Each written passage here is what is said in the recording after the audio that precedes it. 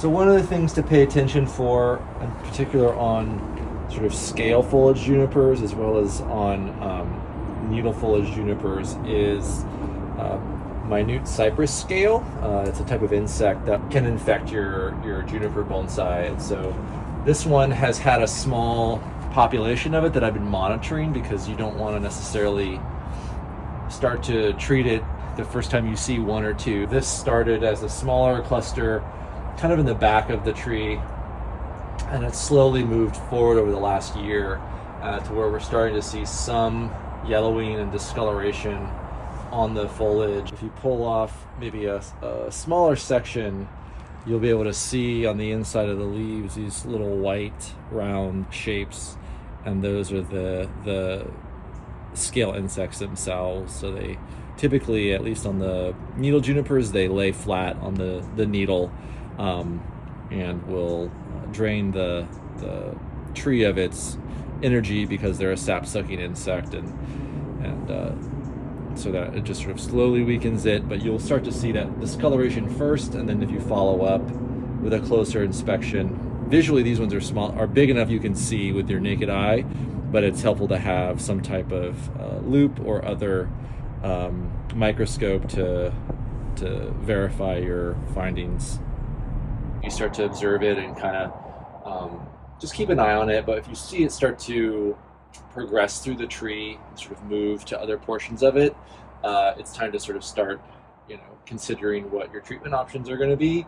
Treatment can range. Manual removal is the preferred method. First step would be doing a full-on cleaning of it, toothbrushing, scrubbing lightly exfoliating the foliage, and sort of repeatedly doing that a few times. Even if you were going to do a chemical application, removing as many of the pests manually is going to still reduce what's left, that then might make the pesticide more effective, right, and not have to treat such a big population. Manual removal is your first step, and then you'd have to move to some type of insecticide, either a horticultural oil, if you feel comfortable with that. That's kind of a lower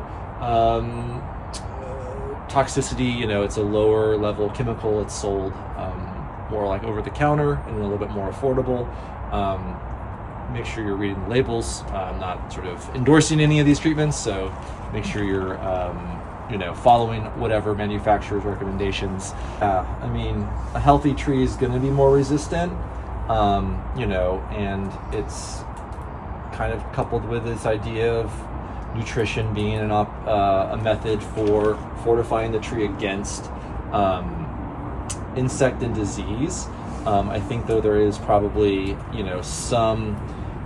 it's going to be difficult to there'll become a point where you probably will have to utilize some form of insecticide or fungicide if you get to a sort of density or a population of insect that is just overwhelming the plant, right?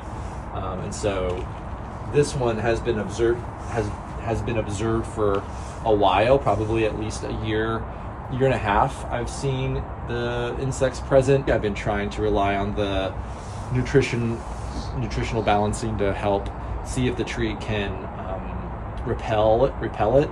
The response is based on the level of infection, and so hopefully if you catch it soon enough, which is why it's so important to kind of check on your trees, especially in the wintertime where they're maybe tucked away, or you sort of haven't been checking them in quite as much since they're dormant and they're wet so often.